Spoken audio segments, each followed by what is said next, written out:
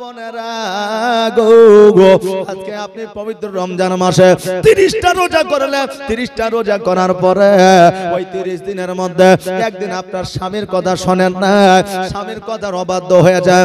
এই একদিন একটা সময়ে স্বামীর কথার অবাধ্য হওয়ার কারণে আপনার কোন ইবাদত রমজান মাসে রোজা আল্লাহর দরবারে কবুল হবে না। এই জন্য স্বামীর কথা অবাধ্য হবেন না। স্বামী যেমনই হোক না কেন, আল্লাহ তাবারাক তাআলা একজন বিবিকে স্বামীর পায়ের তলে জান্নাত দিয়েছে। জোরে বলেন সুবহানাল্লাহ। বিবিকে স্বামীর পায়ের তলে জান্নাত দিয়েছে।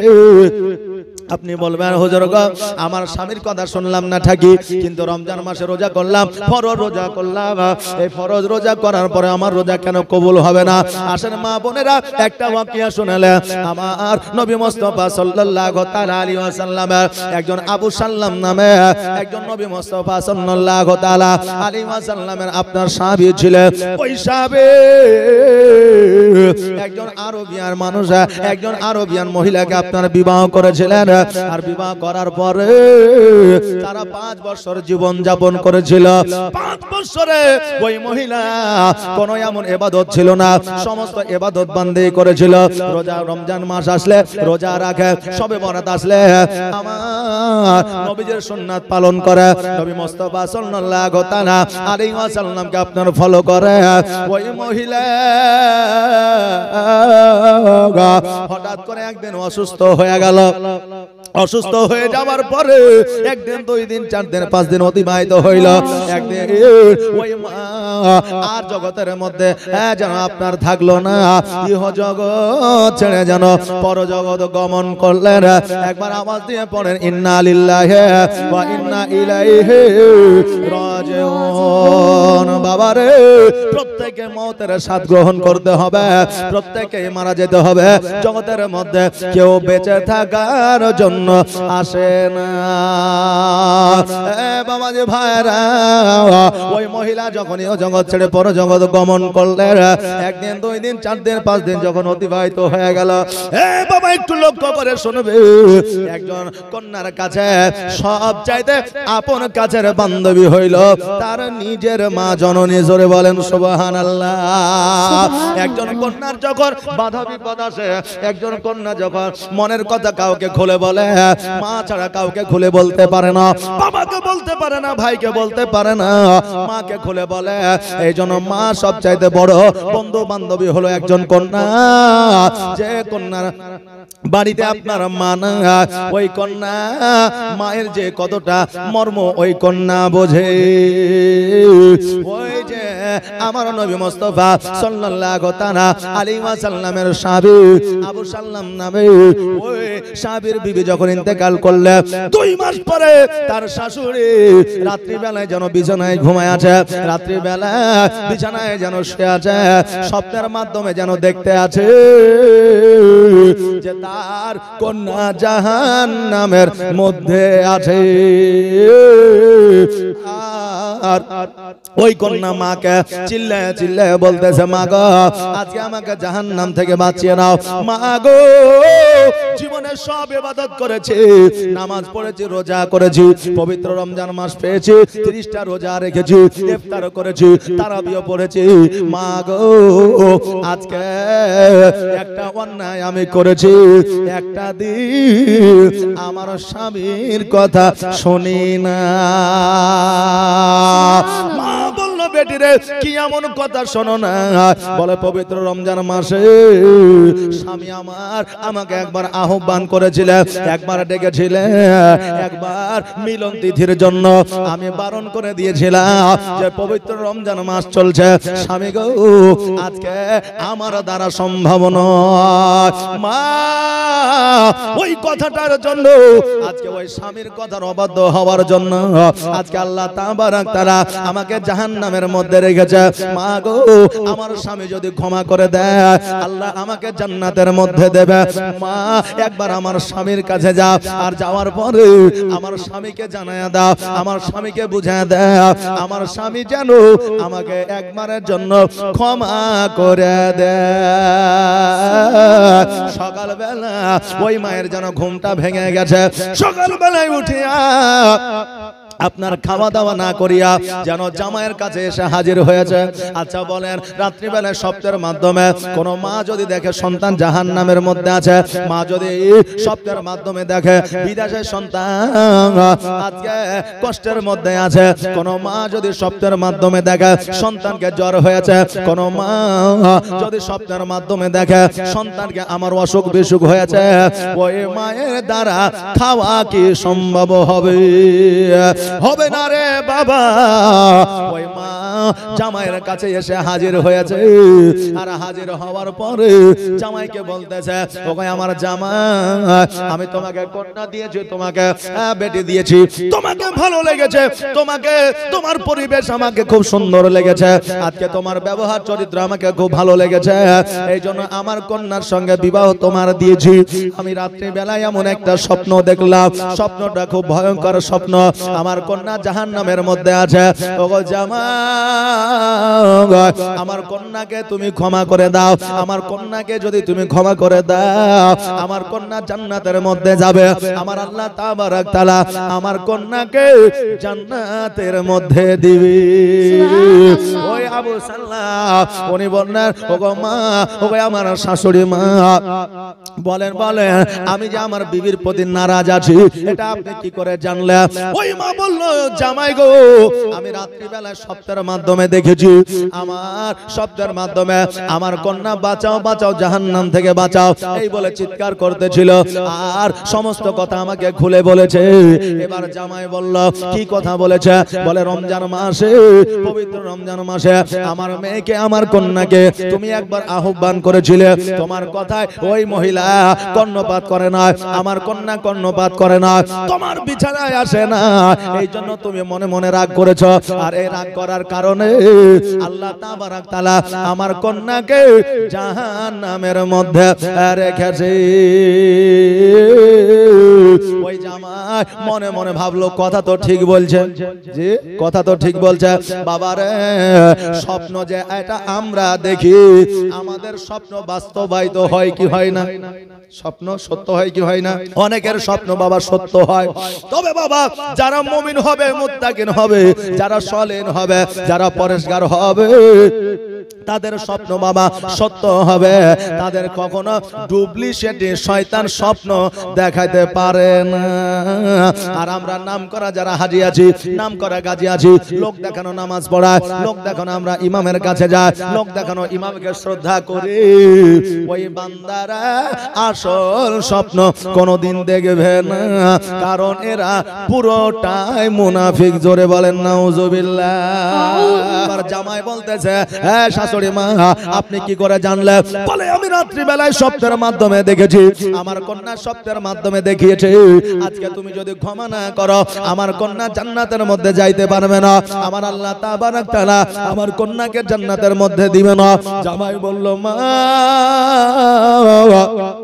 সেই দিন তোমার কন্যা আমার কথা শোনে নাই, আমার কথা অবাধ্য হয়েছে, এই জন্য তোমার কন্যার প্রতি আমার একটু আবেগ আছে, আপনার কন্যার উপরে আমার একটু রাগ আছে, এই ক্ষমা আমি কিয়ামত পর্যন্ত করতে পারবো না। এবার মা জামাইকে বারবার যখন বুঝায় বলল, ক্ষমা করলো না, এবার ওই মা জননী বাড়িতে যাওয়ার পরে কিছুক্ষণ চিন্তা ভাবনা করার পরে চিন্তা করে কোথায় যাব কোথায় যাব, এক পা দুই পা করতে করতে আমার নবী মুস্তাফা সাল্লাল্লাহু তাআলা আলাইহি ওয়াসাল্লামের কাছে পৌঁছেছে। আমার নবীকে বলে, ইয়া রাসূলুল্লাহ, ইয়া হাবিবাল্লাহ, নবী গো, আমি রাত্রি বেলায় একটা স্বপ্ন দেখিলাম, আমার যে কন্যা হযরত আবু সাল নামে বিবি যে ইন্তেকাল করেছে, আজকে জাহান্নামের মধ্যে আছে। আল্লাহ গো, আজকে আমার জামাই যদি তার বিবিকে ক্ষমা না করে আমার আল্লাহ তাবারক তাআলা জান্নাতে দিবে না। নবী আমার বলেন সাহাবীরা রে আবু সাল্লামকে একবার ডেকে নিয়ে আসো, আমি তার সঙ্গে কথা বলতে চাই। নবী মুস্তাফা সাল্লাল্লাহু তাআলা আলাইহি ওয়াসাল্লামের সাহাবাকে যখন আপনারা ডেকে নিয়ে আসলো, আমার নবী বলে এ সাহাবী শোনো রে, আজকে তোমার বিবিকে নাকি ক্ষমা করতে পারছো না, আজকে তোমার বিবিকে নাকি ক্ষমা করো না। বলে হুজুর গো আমার কথা অমান্য করেছে, আমার কথা শোনে না, এই জন্য আমি তাকে ক্ষমা করতে পারি না। নবী আমার বলে সাহাবী রে তুমি কি জানো না একজন বান্দা হইয়া অপরজন বান্দাকে যদি কেউ ক্ষমা করে দেয়, আমার আল্লাহ তাবারক তাআলা ওই বান্দাকে ক্ষমা করে দেয়। জোরে বলেন সুবহানাল্লাহ। সাহাবী শোনো রে, আজকে যদি তোমার বিবিকে তুমি ক্ষমা করে দাও, আমার আল্লাহ তাবারক তাআলা তোমাকে ক্ষমা করে দিবে। সঙ্গে সঙ্গে আমার নবী মুস্তাফা এই কথা শুনিয়া আমার নবীর সাহাবী তার বিবিকে ক্ষমা করে দিলেন, আর আল্লাহ তাবারক তাআলা ওই নারীকে জান্নাতের মধ্যে দিলেন। রাত্রিবেলা তার মা স্বপ্নের মাধ্যমে দেখতেছে কন্যা আমার জাহান্নামে ছিল, আজকে জান্নাতে আছে। ওই কন্যা বলতেছে মা আজকে পৃথিবীর মধ্যে যতই ইবাদত উপাসনা করো না কেন, আজকে পৃথিবীর মধ্যে পবিত্র রমজান মাসে যতই রোজা রাখো না কেন, যতই ইফতার করো না কেন, যতই তারাবি পড়ো না কেন, যতই তাহাজ্জুদের নামাজ পড়ো না কেন, আজকে স্বামীর কথার অবাধ্য হইলে আমার আল্লাহ ক্ষমা করবেন। এই জন্য মা বোনেরা আপনারা স্বামীর কথা মতো চলবেন, স্বামীর কথার অবাধ্য হইবেন না। আজকে বলবেন হুজুর গো আমার স্বামী তো মদ্যপান করে, আমার স্বামী তো জুয়া খেলে, আমার স্বামী তো নামাজ পড়ে না, আমার স্বামী রোজা করে না, আমার স্বামী কেমন এটা একমাত্র আমি জানি, অন্য লোক জানে না। বলে কি বলে না, আমি জানি আমার স্বামীর অত্যাচার সহ্য করা যায় না। মা একটা কথাই আপনাদের বলে যায়, হযরতে আসিয়া ছিল, নাম শুনেছেন? হযরতে আসিয়া তার স্বামীর নাম ছিল ফেরাউন, তার স্বামীর নাম ছিল ফেরাউন। তো ফেরাউনের চাইতে খারাপ মানুষকে জগতের মধ্যে আর ছিল ফেরাউনের চাইতে খারাপ মানুষ আর কেউ ছিল না। তো হযরতে আসিয়া কি দ্বিতীয় বিবাহ করেছিল? ইতিহাসে প্রমাণ দিতে পারবে না। হযরতে আসিয়া ফেরাউনের সংসারকে ছেড়ে দিয়ে এসেছিল না, না না না। হযরতে আসিয়া আল্লাহ পাক রব্বুল আলামিনের মনোনীত বান্দী। আজকে ফেরাউনের ঘর সংসার যদি ছাড়তে না পারে, ফেরাউন এত খারাপ হওয়ার পরেও, শত শত মানুষকে হত্যা করার পরেও, আজকে ওই ফেরাউনের কাছ থেকে যদি হযরতে আসিয়া দূরবর্তী না হইতে পারে, ওই ফেরাউনের চাইতে মা বোনেরা আপনার স্বামীরা অনেক গুণে ভালো, নাকি বলে? ফেরাউনের চাইতে আপনার স্বামীরা অনেক গুণে ভালো। এই জন্য আপনি যদি স্বামীকে বলে যদি ঠিক না করতে পারেন, তো রাত্রি বেলা তাহাজ্জুদের নামাজ পড়ে আপনার স্বামীর জন্য দোয়া করবেন, আপনার স্বামীর জন্য দোয়া করবেন, আল্লাহ গো আমার স্বামীকে হেদায়েত দান করো, আমার স্বামীকে ভালো করে দাও, আমার স্বামী যেন আমার কথা মতো চলে। কোন নারী না চায় যে স্বামী আমার কথা শুনে চলবে না? জি, প্রত্যেকটা নারী চায়। এই জন্য মা বোনেরা ইবাদত করবে না, আল্লাহর কাছে দোয়া করবে না, মৌলবীর কাছে শুধু তাবিজ লেওয়ার লেগে যাবে, আর ওঝার কাছে ভেড়ার দড়ি কিনতে যাবে যে হুজুর দেন স্বামীকে খাওয়াবো, আমি যা বলবো স্বামী যাতে তাই শুনে। কথা বুঝলেন না? কিন্তু ইবাদত বান্দেগি করবে না। ইতিহাসে প্রমাণ দেয়, স্বামী যদি খারাপ হয়ে যায়, বিবি মুমিন হয়ে যায়, ওই বিবি রাত্রি বেলায় আল্লাহর কাছে দোয়া করেছে, আল্লাহ ওই বান্দের দোয়াকে কবুল করেছে, তার স্বামীকে সঠিক পথিক বানিয়ে দিয়েছে। আল্লাহ বলে বান্দিরে আজকে রাত্রি বেলায় তাহাজ্জুদের নামাজের পরে তোমার আঁচলখানা যখন আমার দরবারে উঠাইয়া দাও, আমার দরবারে যখন হাত দুখানা উঠাইয়া দাও, আমি আল্লাহ বান্দি তোমার দোয়াখানাকে কবুল করে নি। জোরে বলেন সুবহানাল্লাহ। আমার মা বোনেরা আজকে জগতের মধ্যে স্বামী ছাড়া আপন তোমার কেহ না। আজকে যে স্বামী চেন্নাই, বোম্বাই, ইরাক, ইরানে যাইয়া উপার্জন করে, একটা মাত্র তাদের উদ্দেশ্য সন্তান যেন ভালো থাকে, বিবি মাল বাচ্চা যেন ভালো থাকে। আজকে স্বামী 5 বছর, 2 বছর, 1 বছর বিদেশে আছে বলে আজকে তুমি যৌবনের তাড়না, আজকে পরপুরুষকে তুমি ফোন করো, আজকে পরপুরুষের সঙ্গে তুমি সম্পর্ক রাখো, আজকে পর পরপুরুষের সঙ্গে তুমি পরকিয়া করো, আজকে তোমার স্বামী রোজগার করে তোমাকে ভালো রাখার জন্য, আর তুমি যে যুবকের সঙ্গে সম্পর্ক রেখেছো সে শুধু উপার্জন করে তোমাকে আপনার অন্য জায়গায় পার্কের মধ্যে নিয়ে যাওয়ার জন্য। স্বামী রোজগার করে আপনার বিবিদেরকে ভালো রাখার জন্য, আর যে যুবকের সঙ্গে পরকীয়ায় লিপ্ত আছে কোন নারী, তো ওই যুবক শুধু রোজগার করে তাকে পার্কে নিয়ে যাওয়ার জন্য। বাবাজি ভাইরা, আজকে আমাদের যুবক মা বোনেরা বলে প্রেম করা শরীয়তে জায়েজ আছে, বলে কিনা নামাজ পড়তে হবে, এটা জানুক আর না জানুক প্রেম করা জায়েজ আছে, এটা কিন্তু সবাই জানে নাকি? বলে প্রেম করা জায়েজ আছে, এটা কিন্তু সবাই জানে। আজকাল প্রেম আলাপনের ডিজাইন স্টাইল দেখলে মাথা খারাপ হয়ে যাবে। একজনে বলছে আই লাভ ইউ, তা আরেকজন বলছে আই লাভ ইউ টু, তা আরেকজন বলছে আই লাভ ইউ আনলিমিটেড। যে ডিজাইন বাবারে, এখন কেউ যদি ফোন করছে, আগে ফোন করলে বলতে হ্যাঁ কি হলো কি বলছো এটা বলতো নাকি, আর এখন যদি ফোন করে বিবি স্বামীকে, স্বামী স্ত্রীকে, ফোনটা ধরি বলছে হ্যাঁ কইলজা বলো, হ্যাঁ জানু বলো, ফেসকে বলো। এখন আর ওই হ্যালো আর নাই, স্বামীর জন্য কইলজা ফেসকে, হ্যাঁ তারপরে আপনার কি বলে দিল অন্তর, হ্যাঁ সোনা মনি টিয়ে পাখি, এই সমস্ত কথা চলে, বুঝলেন না? তো বাবজি ভাইরা, এখন আমাদের সব মৌখিক ভাবে প্রেম চলছে, অন্তরে মহব্বত নাই বাবা। একজনের স্ত্রী মারা গেছে, তো তার স্বামী যে কবরে হাওয়া করছে, বুঝলেন? তো গ্রামের মানুষ মনে করছে আহারে তার বিবিকে কত ভালোবাসে লোকটা রে, তো চল লোকটাকে ধরে নিয়ে আসে, না পাগলা টাগলা হয়ে যাবে, মানসিক রোগ হয়ে যাবে, তোকে ধরে নিয়ে আসে। সবাই মিলে গেছে, যার বলছে চাচা কবরে হাওয়া করিয়েন না, চলেন বাড়ি চলেন। বলে কেন? তো বলছে যে কবরে হাওয়া করলে কবরে হাওয়া পৌঁছাবে না। তো বলছে আমি যা করছি করতে দে, তোরা যেখানে যাচ্ছিস সেখানে যা। তো বলছে চাচা গো আপনার বিবিকে আপনি এত ভালোবাসেন? তো বলছে শোন খেপা, ভালোবাসা টালোবাসা কিছু লয়, তোর চাচি যখন মারা যায় আগে আমাকে একটা ওসিয়ত করে গেছে যে আমি মারা গেলে তুমি তো বিয়ে করবাই, তো কমসে কম আমার কবর যতদিন না শুকাবে ততদিন বিয়ে করিও না। তো ইমাম সাহেব কবরে যেভাবে সাকাল্লাহু সারাহু ওয়াজালাল জান্নাতু মাশাহু বলে পানি মারিয়েছে, তাতে কবর শুকাইতে অনেকদিন দেরি হয়ে যাবে। এই জন্য কবরে হাওয়া করছি যাতে তাড়াতাড়ি কবরটা শুকায়, আর আমার বিয়েটাও যাতে তাড়াতাড়ি হয়ে যায়। কথা বুঝতে পারলেন না? তা আমার বিয়েটাও যাতে তাড়াতাড়ি হয়ে যায়, তো ও আসলে স্বার্থে হাওয়া করছে, আর মানুষ মনে করছে মহব্বতে হাওয়া করছে। তো এইরকম মহব্বত আমরা এখন বর্তমানে করি বাবা, হ্যাঁ, কিন্তু অন্তরে মহব্বত নাই। অন্তরে যদি মহব্বত থাকতো পরকিয়া হইতো না। আচ্ছা বলেন এখন পরকিয়া বেশি না কম? এখন পরকিয়া বেশি, আগে পরকিয়া কম ছিল। তা আগে সোনামণি কলজা টিয়া পাখি আই লাভ ইউ 2 3 4 5 6 7 8 9 10 11 12 ছিল না, কিন্তু মা বোনেদের অন্তরে মহব্বত ছিল, স্বামীদের প্রতি স্ত্রীদের প্রতি মহব্বত ছিল। আর এখন ওই যত 3 4 5 6 7 8 আইসাছে কিনা শুধু মুখে, অন্তরে নাই। বলছে বিবি তোমাকে আমি খুব ভালোবাসি, কিন্তু মোবাইলে দেখা যাবে যে 10টা অন্য পরনারীর আপনার ই আছে, ফোন নাম্বার আছে। বিবি ফোন করছে, স্বামী কি করছে দেখি, হ্যালো কাজ কামে লেগেছো? তো বলছে এখন কাজে আছে, আর ফোন করছে বিরক্ত হয়ে যায়, সন্ধ্যাবেলা ফোন করবে। আর যখন পরের স্ত্রী পরনারী যখন ফোন করছে তখন বলছে হ্যাঁ কইছে বলো।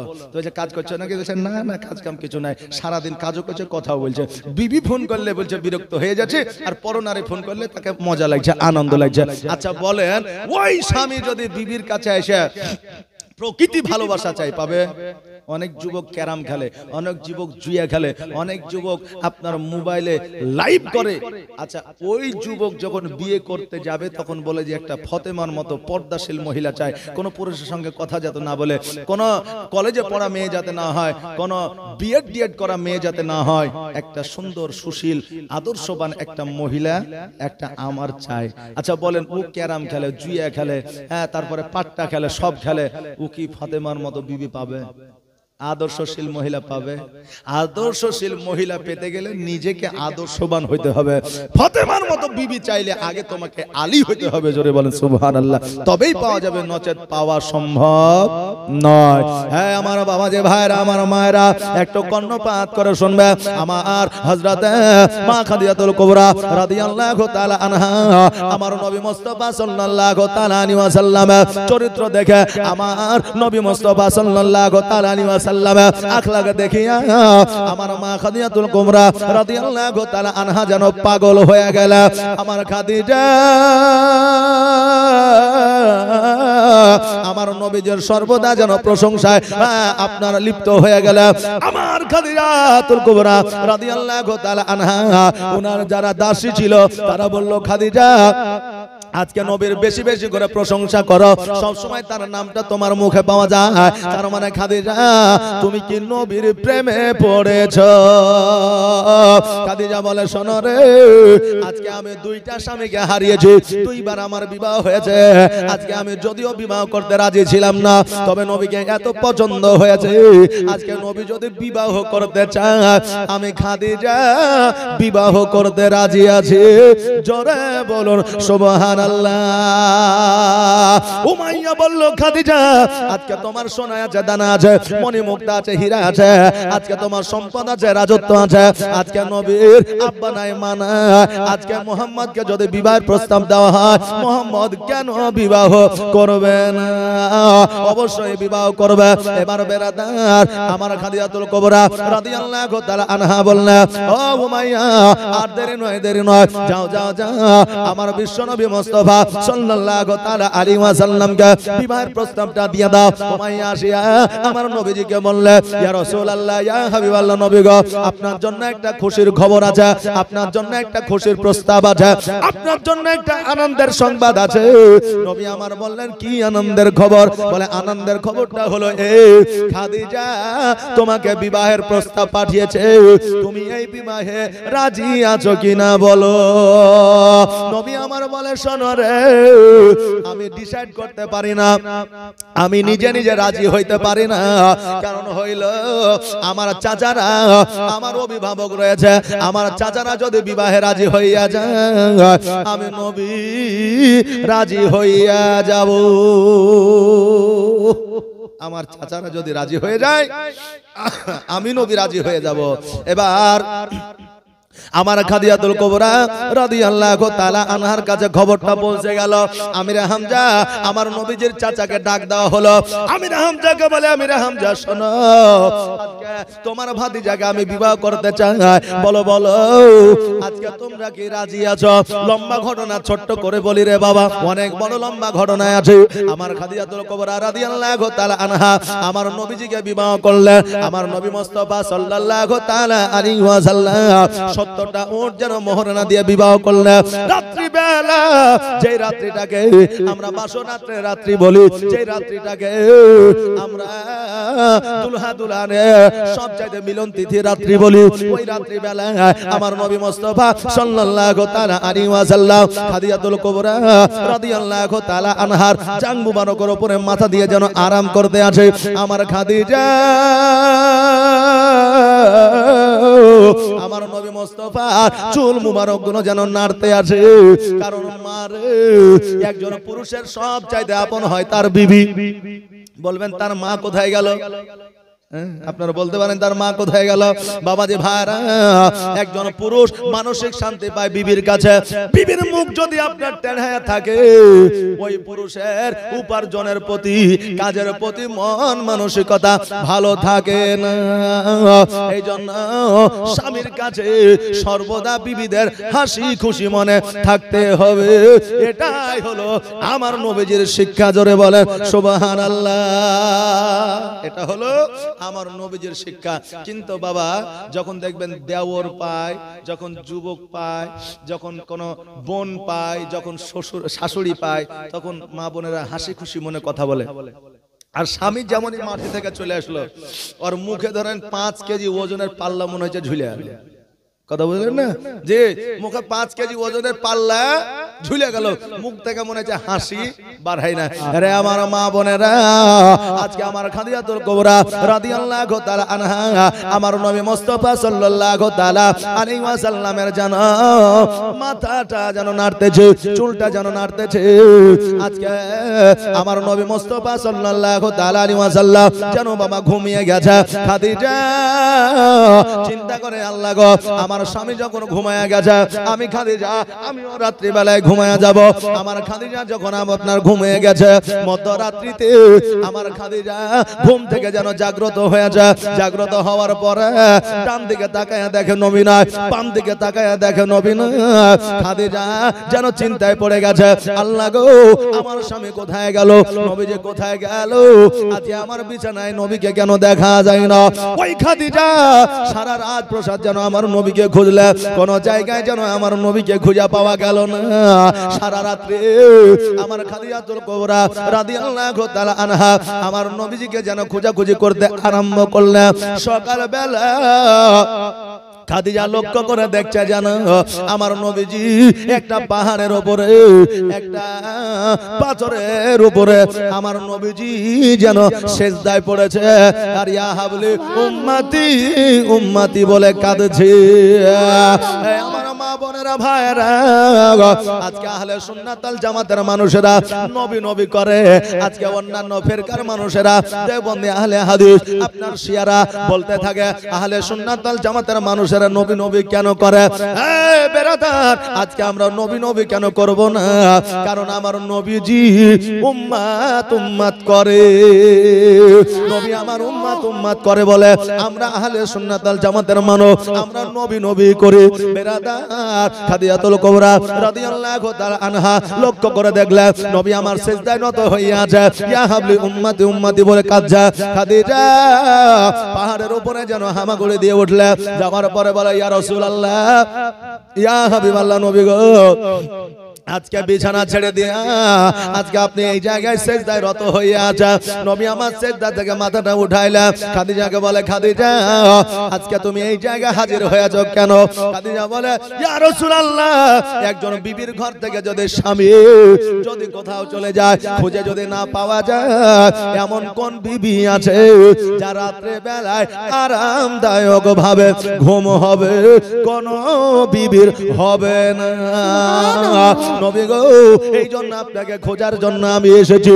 নবী আমার বললে খাদিজা আজকে থেকে তোমাকে আমি বলে দিলাম আজকে থেকে আমি নবী আমাকে খোঁজার জন্য তুমি কোনদিনের তরে বাইরে আসবে না। আমার খাদিজা বললেন ইয়া রাসূলুল্লাহ ইয়া হাবিবাল্লাহ নবী গো আমি আপনাকে কথা দিলাম যে আমি আর কোনদিন বাইরে যাব না। আর আজকে আমাদের মা বোনেরা আজকে আমরা এমন পুরুষ জগতের মধ্যে আছি রে বাবা, আমরা মাঠে যাই কাজকর্ম করতে আর বিবিকে বলে যায় 11টার সময় লাহারিটা নিয়ে যাবে, বলে কি বলি না? যদি লাহারিটা না নিয়ে যাস তাহলে তোর খবর আছে, জি তাহলে তোর খবর আছে, লাহারিটা নিয়ে যাবে খাবারটা নিয়ে যাবে। ওই বিবি আপনার পারা না পারা কষ্ট হলেও লজ্জা লাগলেও স্বামীর জন্য খাবারটা মাঠে নিয়ে যায়। আমি বলবো বাবা রে বিবিদেরকে দিয়া কোনদিন মাঠের মধ্যে খাবার নিয়ে আসতে বলবেন না, লাঠি নিয়ে আসতে বলবেন না, কোনদিন আপনি কোদাল নিয়ে আসতে বলবেন না। কেননা আমার আলীর কাছ থেকে শিক্ষা নিয়ে না, কারণ আলী রাদিয়াল্লাহু তাআলা আনহুর বাড়িতে যে অভাব অনটন ছিল এই রকম অভাব অনটন কারো বাড়িতে ছিল না। কথা কি বুঝতে পারলে? আলী রাদিয়াল্লাহু তাআলা আনহুর বাড়িতে যে অভাব ছিল এই অভাব কারো বাড়িতে ছিল না। তো হযরত আলী রাদিয়াল্লাহু তাআলা আনহু কি করে জীবন যাপন করতেন? কাঠ কাটতেন জঙ্গলে আর ওই কাঠকে বাজারে বিক্রয় করতেন। তা আমার আলী কি কোনোদিন বলেছেন যে বিবিরে আমি একাই কাঠ কাটছি পয়সাটা কম উপার্জন হচ্ছে, এক কাজ করো আমাদের তো অভাব, তো তুমিও চলো দুজনে কাঠ কাটবো দুজনে বাজারে বিক্রি করবো। তা আলী কোনোদিন বলেছেন? এত অভাব 7 দিন 10 দিন না খেয়ে ক্ষুধার্ত অবস্থায় জীবন যাপন করেছে, কিন্তু ফাতেমাকে কোনোদিন বাইরের কাজের জন্য আমার আলী বলে নাই। জোরে বলেন সুবহানাল্লাহ। তাহলে আমরা কি করে আমাদের মা বোনদেরকে বাইরের কাজের জন্য অর্ডার আদেশ করতে পারি? বেরাদার এটা হচ্ছে শরীয়ত বিরোধী কাজ। কেউ কোনোদিন বাড়ির বাইরে কোনো বিবিকে কাজের জন্য পাঠাতে পারে না। জোরে বলেন নাউজুবিল্লাহ। বাবাজি ভাইরা আমার খাদিজা বললেন ইয়া রাসূলুল্লাহ ইয়া হাবিবাল্লাহ নবী গো আমি কথা দিলাম নবীজি আমি আর কোনদিন আপনাকে খোঁজার জন্য আসব না। এই বলে আমার খাদিজাতুল কুবরা রাদিয়াল্লাহু তাআলা আনহা উনি যেন দ্বন্দ্বায়মান হয়েছে, যেমন দ্বন্দ্বায়মান হওয়া অমনি যেন একটু আহা করে উঠেছে। নবী আমার বলে খাদিজা আজকে তুমি শব্দ কেন করলে? খাদিজা বললে ইয়া রাসূলুল্লাহ আমি যখন পাহাড়ে উঠেছিলাম আমার হাঁটু আর কহিনাটা কত বিক্ষত হয়ে গেছে, আজকে যখন আমি দ্বন্দ্বায়মান হয়েছি আমার শরীরটা কহিনা আর হাঁটুটা ক্ষত বিক্ষত হয়ে গেছে, কাম হয়ে গেছে, যন্ত্রণা ব্যথা বেদনা হয়, এই জন্য আমি একটু আওয়াজ করেছি। নবী আমার বললেন কোন জায়গায়?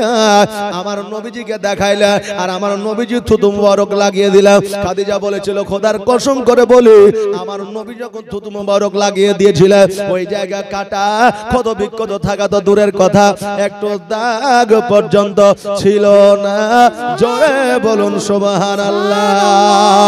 আল্লাহর নবী নূরের নবী গো, আপনি নবী আমার আজীবনের জীবন, আপনি আমার জীবন সাথী, অন্ধকার কবরের বাতি, আপনি নবী আমার নির্জনের একজন। আল্লাহর নবী নূরের নবী গো, আপনি নবী আমার আজীবনের জীবন। আর দেখে আপনার মজেজা, ভাগবতী হয় খাদিজা, দেখে আপনার মজেজা, ভাগবতী হয় খাদিজা, সপে দিল নবী আজীবন আর যৌবন। আল্লাহর নবী নূরের নবী গো, আপনি নবী আমার আজীবনের জীবন, আপনি আমার জীবন সাথে, অন্ধকার কবরের বাতি, আপনি নবী আমার নির্জনের একজন। আল্লাহর নবী নূরের নবী গো, আপনি নবী আমার জীবনের জীবন। আল্লাহুম্মা সাল্লি আলা সাইয়্যিদিনা মাওলানা মুহাম্মদ ওয়া আলা আলি সাইয়্যিদিনা মাওলানা মুহাম্মদ সাল্লাল্লাহু আলা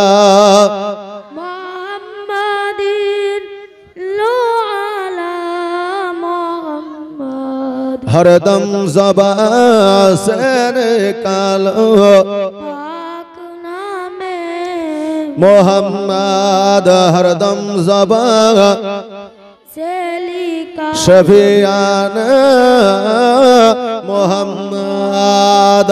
ओ बाबा जी भाईरा আমার মায়েরা, আমার খাদিজাতুল কুবরা রাদিয়াল্লাহু তাআলা আনহা নিজের বাড়িতে আসলেন, নিজের রাজভবনে আসলেন। সকালবেলা আমার নবীজি পাহাড়ের উপর থেকে সেজদা থেকে মাথাটা উঠায়া চোখগুলো আপনার পানিটা যেন মুছিয়া খাদিজার বাড়ির দিকে যেন রওনা হয়ে গেলেন। আমার নবীজিকে দেখিয়া এইদিকে আপনার মক্কাবাসীরা বলতেছে, দেখ রে দেখ, যেই নবীর জমি ছিল না, জায়গা ছিল না, যেই নবীর বাপ নাই মা না, আজকে খাদিজার সম্পত্তি দেখিয়া আজকে খাদিজাকে আমার নবীজি বিবাহ করেছে, আজকে মুহাম্মদ সাল্লাল্লাহু আলাইহি সাল্লাম বিবাহ করেছে, খাদিজাকে বিবাহ করে আজকে খাদিজার সমস্ত সম্পদের মালিকানা নবী নিয়েছে। জোরে বলেন নাউজুবিল্লাহ। নবী আমার এই কথাটা শুনিয়া আল্লাহকে বলছে, আল্লাহ গো, আজকে যদি আমার মা বেঁচে থাকতো মক্কা নগরের মানুষেরা এই কথা বলতে পারতো না, আজকে যদি আমার আব্বা বেঁচে থাকতো মক্কা নগরের মানুষেরা এই কথা বলতে পারতো না, আজকে যদি আমার দাদা আব্দুল মুত্তালিব বেঁচে থাকতো আজকে মক্কা নগরের মানুষেরা এই কথা বলতে পারতো না। আল্লাহ, আজকে মক্কা নগরের মানুষেরা যখন এই কথা বলছে, আমি খাদিজার রাজত্ব আমি সকল মিসকিনকে দান করে দিব। নবী আমার খাদিজাতুল কুবরা রাদিয়াল্লাহু তাআলা আনহা রাজপ্রাসাদে আসিয়া একটা কোণার ঘরে বসে যেন আমার নবীজি টুকরে টুকরে যেন কান্না করে। খাদিজা আমার নবীজির কাছে যাইয়া বলে, ইয়া রাসূলুল্লাহ, ইয়া হাবিবাল্লাহ, নবী গো, আপনি এইভাবে কেন কান্না করেন? আপনার চোখে কেন পানি গো নবী? কারণ আপনার কান্না আমি নবী, তোমার কান্না আমি খাদিজা সহ্য করতে পারি না। নবী আমার বলে, খাদিজা আজকে ইসলামের জন্য তোমার সমস্ত সম্পদকে দান করতে পারবে না, আজকে আমি নবী, আমার জন্য তুমি কি তোমার সোনা হীরা মণি মুক্তা তুমি কি দান করতে পারবে না? খাদিজা বলে, নবী গো, আজকে আমার সম্পদ তো দূরের কথা, আজকে হীরা মণি মুক্তা তো দূরের কথা, নবী গো, আজকে আপনার জন্য আমি খাদিজা আমার শরীরের চামড়াগুলো ছিলিয়া আপনার পায়ের তলে বিছায়া দিতে পারি। আরে বাবা, আমার নবী খাদিজাকে কত ভালোবাসতেন আর আমার খাদিজাতুল কুবরা রাদিয়াল্লাহু তাআলা আনহা আমার নবীকে কত ভালোবাসতেন। সমস্ত জমি জায়গাগুলো, সমস্ত অট্টালিকা, রাজপ্রাসাদ, সমস্ত সোনাদানা হীরামণি মুক্তা ফকির মিসকিন গরিবের মধ্যে বিলি বন্টন করে দিলেন। আর খেজুর গাছের পাতার ছাউনিতে যেন বসবাস করতে আরম্ভ করলে, খেজুর গাছের ছাল দিয়ে বিছানা বানাইলে, খেজুর গাছের ছাল দিয়া যেন বালিশ বানাইলে, আর খেজুর গাছের ছালের বালিশে আমার খাদিজা আর আমার নবী মুস্তাফা আরামদায়ক ভাবে ঘুমাইতে। আজকে বর্তমানে আমরা তোষকের উপরে শুইয়া, আজকে আমরা আরামদায়ক বালিশে মাথা দিয়া আমরা রাত্রি বেলায় ঘুমাইতে পারি না। অনেক সময় ঘুমের ট্যাবলেট মারিতে হয় নাকি বলে, অনেক সময় ঘুমের ট্যাবলেট মারতে হয়। আমার নবী একদিন বলতেছে, খাদিজা আজকে তোমার বাবার অট্টালিকাতে তুমি ছিলা, আজকে তোমার বাবার খাবারের অভাব ছিল না, জমি জায়গার অভাব ছিল না, আজকে পোশাক আশাকের অভাব ছিল না।